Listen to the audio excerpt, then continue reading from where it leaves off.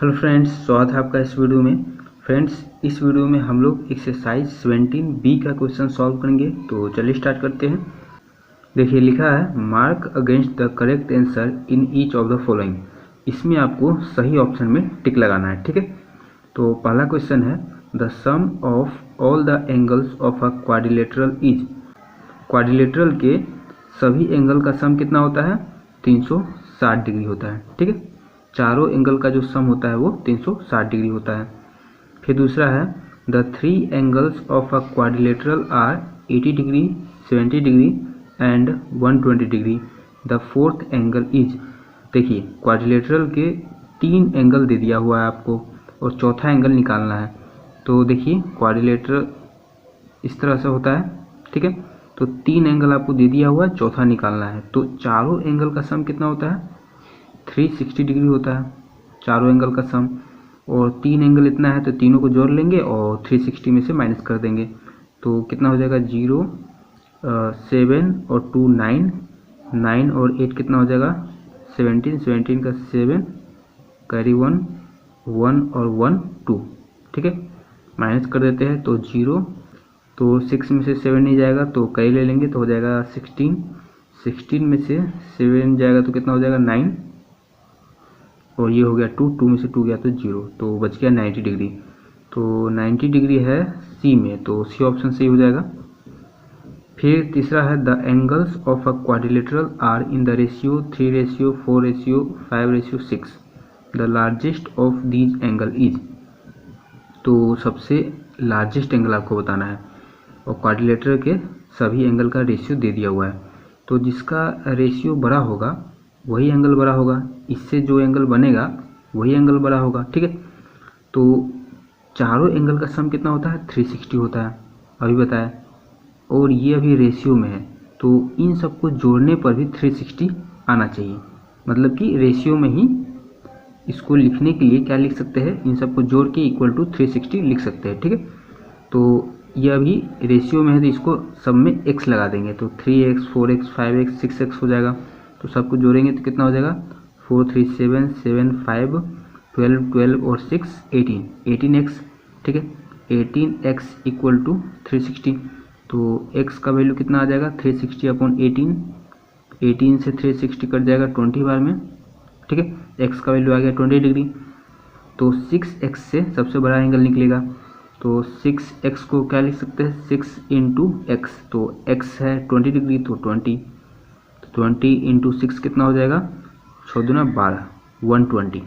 तो 120 बी में है तो बी ऑप्शन सही हो जाएगा। फिर है a quadrilateral having one and only one pair of parallel side is called. Quadrilateral में अगर सिर्फ एक ही पेयर पैरेलल साइड हो तो उसको क्या बोलते हैं? ट्रेपीजियम बोलते हैं। क्या बोलते हैं? ट्रेपीजियम बोलते हैं। देखिए ट्रेपीजियम कुछ इस प्रकार से होता है, ऐसा होता है ट्रेपीजियम, ठीक है।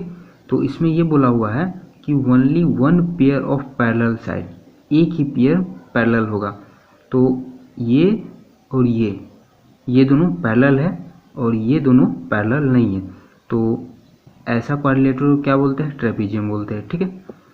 फिर है a quadrilateral whose opposite sides are parallel is called. ऐसा क्वाड्रिलेटरल जिसका अपोजिट साइड पैरेलल होता है उसको क्या बोलते हैं? तो देखिए काइट है, ठीक है। पहले काइट को देखते हैं। तो काइट होता है कुछ इस प्रकार का, ठीक है। तो इसका जो अपोजिट साइड होता है वो पैरेलल नहीं होता है तो काइट नहीं होगा। ट्रेपीजियम अभी बताए ऐसा होता है, तो इसमें भी एक ही पेयर अपोजिट साइड पैरेलल होता है, दूसरा वाला पैरेलल नहीं है तो ट्रेपीजियम भी नहीं होगा। फिर है रोम्बस। तो रोम्बस ऐसा होता है, इसमें अपोजिट साइड पैरेलल होता है, ठीक है। और बच गया पैरेललोग्राम। तो पैरेललोग्राम में भी अपोजिट साइड पैरेलल होता है, लेकिन इसमें ऑप्शन कौन सा सही होगा? इसमें डी ऑप्शन सही होगा। ए ऑप्शन क्यों नहीं सही होगा? क्योंकि यहाँ पर देखिए क्या बोला हुआ है? अ क्वाड्रिलेटरल, डिफिनीशन में है क्वाड्रिलेटरल। तो पैरेललोग्राम के डिफिनीशन में आपको मिलेगा a quadrilateral whose opposite sides are parallel, ठीक है। लेकिन रोम्बस के डिफिनीशन में आपको क्या मिलेगा? अ पैरेललोग्राम, ठीक है। रोम्बस के डिफिनीशन में स्टार्टिंग होता है और पैरेललोग्राम से स्टार्टिंग होगा आपका डिफिनीशन, लेकिन पैरेललोग्राम के डिफिनीशन में क्वाड्रिलेटरल से स्टार्ट होता है, तो इसलिए डी ऑप्शन सही होगा यहाँ पर। फिर 6 में है N isosceles trapezium has. Isosceles trapezium में क्या होता है, तो देखिए ये तो हो गया सिंपल ट्रेपीजियम।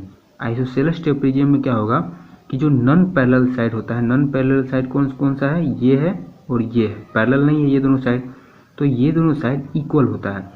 तो ऑप्शन में देखते हैं equal non parallel side. Non parallel side क्या होता है, इक्वल होता है, तो बी में है ये, तो बी ऑप्शन सही हो जाएगा। फिर 7 है if the diagonals of a quadrilateral bisect each other at right angles then this quadrilateral is. इसमें ये बोला हुआ है कि अगर किसी क्वाड्रिलेटरल का जो डायगोनल्स होता है, क्वाड्रिलेटरल मान के चलिए ये क्वाड्रिलेटरल है, क्वाड्रिलेटरल मतलब कि जिसका 4 साइड हो, तो ये क्वाड्रिलेटरल है, इसका डायगोनल्स ऐसे होगा, ये डायगोनल्स हो जाएगा। Bisect each other at right angle मतलब कि एक दूसरे को काटता है कितने डिग्री पर, 90 डिग्री पर, यहाँ पर 90 डिग्री बनाता है। तो वैसे क्वाड्रिलेटरल को क्या बोलेंगे, रेक्टेंगल बोलेंगे कि रोम्बस बोलेंगे कि काइट बोलेंगे। तो देखिए पहला काइट देखते हैं, तो काइट जो है वो 90 डिग्री का एंगल नहीं बनाता है। फिर रेक्टेंगल, तो रेक्टेंगल भी नहीं बनाता है, रोम्बस बनाता है 90 डिग्री का एंगल, ठीक है, तो बी ऑप्शन सही हो जाएगा। फिर 8 में है अ स्क्वायर हैज। स्क्वायर में क्या होता है, तो ए में है ऑल साइड्स इक्वल। स्क्वायर का सभी साइड इक्वल होता है, डायगोनल्स अनइक्वल, तो डायगोनल अनइक्वल नहीं होता, डायगोनल भी इक्वल होता है, ठीक है।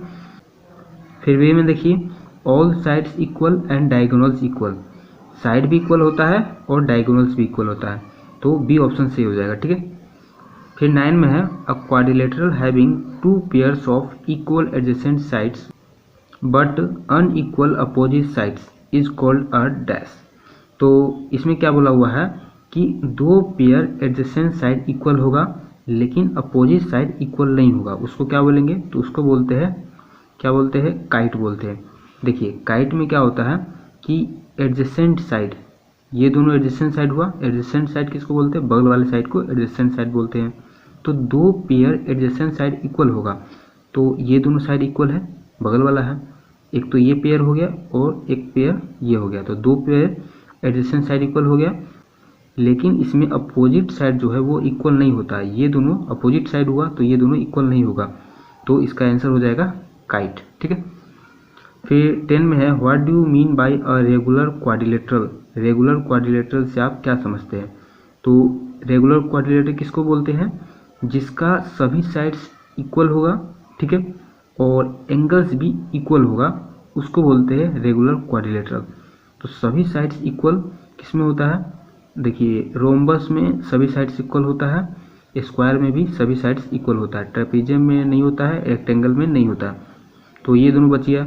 अब क्या बोले हैं, सभी एंगल्स भी इक्वल, तो सभी एंगल इक्वल सी में होता है, मतलब कि स्क्वायर में होता है, तो इसका आंसर सी हो जाएगा, स्क्वायर आंसर हो जाएगा, ठीक है।